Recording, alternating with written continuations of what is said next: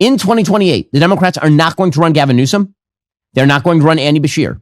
They do not have the capacity to do this. The reason that they do not have the capacity to do this is because the Democratic Party's jet fuel is a sense of aggrievement and victimhood at America itself. How America's a terrible, awful, no good, very bad place. You can give me Andy Beshear. Andy Beshear can't credibly claim victimhood on any score. He is a straight white man. And it doesn't matter how much he virtue signals to the far left base about LGBTQ plus minus divided by sign issues. He's not one of them. He's not claiming to be a transsexual furry. And so that means that he has no coin of the realm in Democratic Party progressive circles, which is where candidate notoriety is made. Which makes it somewhat vaguely pathetic that Andy Beshear, the governor of Kentucky, he was appearing with Bill Maher, and Bill Maher started complaining about gender bills, and here was Andy Beshear, for example. If you think this is going to play in a Democratic Party primary, got another thing for you. You have this very high approval rating in your state, and yet it's a conservative state, and you vetoed 2 gender bills that the legislature overrode, which will do you well in the Democratic primary. Just briefly describe what those bills were and what your reasoning is on this. Yeah, those were both bills that mainly addressed our LGBTQ population. They were mean. They were unnecessary. Most of the time, they were meant to score political points and or hurt me in a 2023 election. What did they say? They were trying to eliminate different types of therapies, both for adults and for kids. And I think that there can be certain... You're talking about sex change. Oh, no, certain limitations, certainly for kids, I think are What about girls in sports? There was a bill on that, but here's the thing. I care too much about sports to want to let government run them. You look at where we were in Kentucky, and we didn't have a single issue that you saw in the rest of the country. We had a high school athletic association that had these really great policies that prevented any unfair advantage. They were really specific. The only athlete that we had that was trans in the state was a 7th grader, and she had started a high school field hockey team to make friends. Certainly, we ought to be able to prevent unfair advantages in the high school and the college level without making life harder for a 7th grader. Well, no, but he ain't got nothing. He ain't got nothing. It ain't going to be this guy. How about Gavin Newsom? So I know there's been a lot of talk about Gavin Newsom because he spends all of his days running around, jabbering about Trump and tweeting random Trumpian things. If you think that this lizard human is he's a white lizard human, it ain't going nowhere. This guy ain't going nowhere. Here's Gavin Newsom basically announcing he wants to run for president. Well, duh. The idea that a guy who got 960 on his SAT that still struggles to read scripts that was always in the back of the classroom, the idea that you even throw that out is in and of itself extraordinary. Who the hell knows?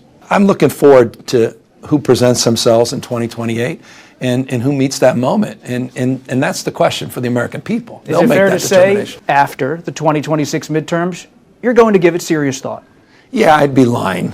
Otherwise, I'd just be lying. And I'm not. No, he ain't got nothing either. Nope. Governor, you have long said that if you ever run for the White House, you need a compelling why, a reason. Are you moving closer to figuring out your own why and your own decision? Yeah, Nietzsche said if you have a compelling why, you can endure any how. And so I think the biggest challenge for anyone who runs for any office is people see right through you if you don't have that why. Yes, they do. Yes, they do. And Gavin Newsom is so white, he's transparent. It won't be him either. So that means Democrats have to look to the next level. They need somebody who can credibly claim victimhood. Well, they already tried Kamala Harris. That failed. Kamala wants to do it again. She ain't going nowhere, by the way. Again, I'm just giving you all the candidates who are not going anywhere. Here is Kamala Harris over the weekend implying that she wants to run again. When are they going to see a woman in charge in the White House?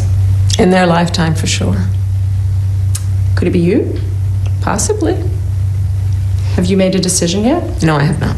But you say in your book, I'm not done. That is correct. I am not done. I have lived my entire career a life of service, and it's in my bones.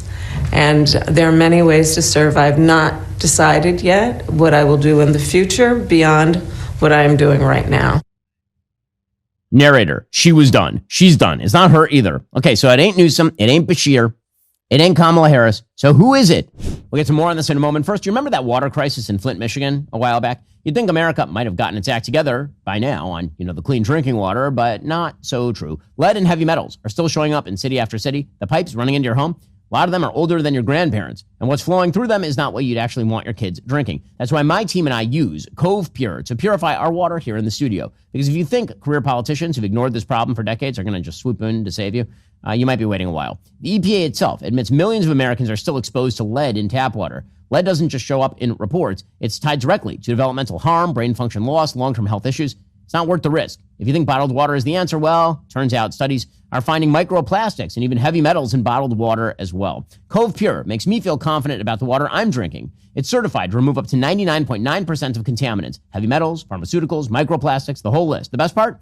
You don't have to drill holes or call a plumber. It looks super sleek. Just plug it in, choose hot or cold water instantly. Don't wait around for City Hall to fix century-old pipes. Protect yourself and your family today. Go to covepure.com/Shapiro right now. You can get $200 off for a limited time. Stop trusting bureaucrats with your family's health. Take control with Cove Pure. Well, let's see. What if there were like a female Zohran Mamdani who also did not suffer growing up, but can try to claim some sort of victimhood status based off of her diverse ethnicity and the fact that she is in fact virulently popular with progressives, and so has driven an enormous amount of conservative ire because she is actually quite horrible. What if that person existed and that person were called AOC? I'm just telling you, everybody on the right and the left who is short selling AOC, wrong move. Yes, she's awful. Yes, she's terrible. She has the backing of Bernie Sanders and she has pseudo victimhood. And those two things are very, very useful in a Democratic Party primary. Here she was, woke ranting at a Zohran Mamdani rally. This city was built by the Irish escaping famine, Italians fleeing fascism, Jews escaping Holocaust, Black Americans fleeing slavery and Jim Crow, Latinos seeking a better life, Native people standing for themselves, Asian Americans coming together in Queens, in Brooklyn, in the Bronx, in Manhattan, in Staten Island, in this country. Okay, so I just want to note what she's doing there.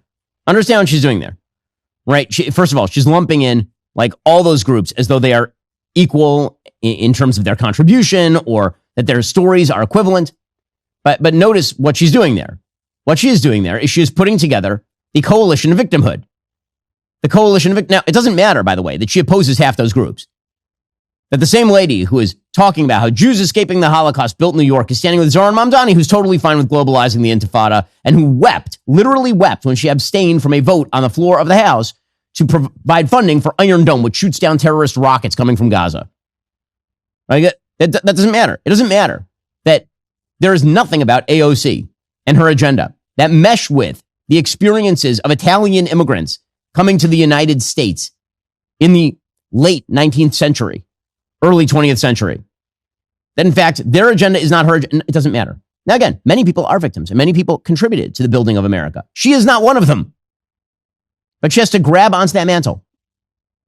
Woke is in remission. It is not yet dead. It is not. AOC concluded that speech, by the way, by shouting that she's not the crazy one, which, by the way, if you have to tell everybody you're not the crazy one, you're the crazy one. But we must remember, in a time such as this, we are not the crazy ones, New York City. We are not the outlandish ones, New York City. They want us to think we are crazy. We are sane. Nope. But it's an awful risk that the country is running, Vader. It had better work. Okay, running the risk where the Democratic Party goes way out to the left in order to humor the wokes. Anytime a major party nominates a candidate, that person has at least a 40% shot of being president of the United States.